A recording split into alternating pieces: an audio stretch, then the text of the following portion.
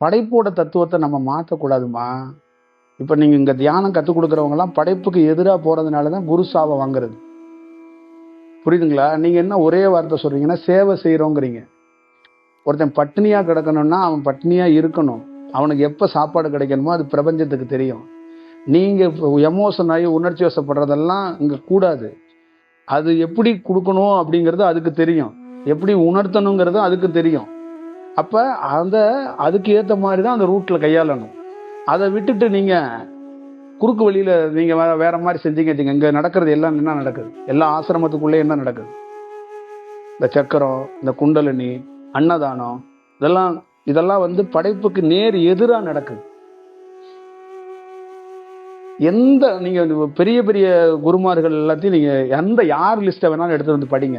2000 ஆண்டுகளுக்கு முன்னாடியிலேருந்து 4000 ஆண்டுகளுக்கு முன்னாடி இந்த உலகத்தில் யோகின்னு நல்ல ஒரு குரு பரம்பரையில் வந்தவன் எல்லாத்தோட ஹிஸ்ட்ரியும் படிங்க. அதில் என்ன சொல்லப்பட்டிருக்குன்னு மட்டும் பாருங்க. நம்ம சொல்கிறத விட்டுருங்க. அதில் என்ன உண்மை தத்துவம் என்ன இருக்குன்னு பாருங்க. அனுபவம் பெற்றவங்க காலத்தை உணர்ந்து தான் வேலை செய்வாங்க. மிராக்கிள் பண்ணணும், தன்னை வெளிப்படுத்தணும், விளம்பரப்படுத்தணும், அந்த மாதிரிலாம் எமோஷன்லாம் ஆக மாட்டாங்க. அதை ஒரு கரெக்டாக தான் கையாளுவாங்க. புரியுதுங்களா? இப்போ ஒருத்தர் இருக்கிறான், பசியிலே துடிச்சுக்கிட்டு இருக்கான், விட்டா செத்து போயிடுவான். ஆனால் இந்த காலத்தில் அவன் பட்டினியாக தான் கிடக்கணும். அப்போ நாங்கள் பார்க்கும்போது என்ன பண்ணுவோன்னா, அந்த பட்டினியாக இருக்கணும், அதே நேரத்தில் அவன் உயிர் வாழணும். அப்போ அவனுக்கு 5 இட்லி கிடைக்காம 2 இட்லி கிடைக்கிறதுக்கு மட்டும் வழிகாட்டுவோம். நீங்கள் என்ன பண்ணுவீங்கன்னா, நான் வள்ளலார் பக்தர்னு 7 இட்லியை வாங்கி கொடுத்துருவீங்க.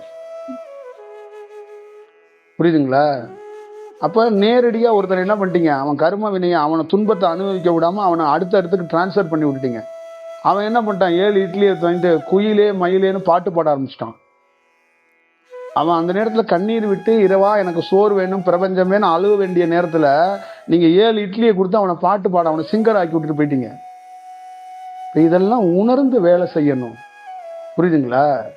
அப்போ ஒருத்தருக்கு என்ன மாதிரி தியானத்தை கொடுக்கணும், என்ன மாதிரி வாழ்க்கையோட முறையை கொடுக்கணும் அப்படிங்கிறதெல்லாம் இருக்குது. பார்த்து செயல்படணும்.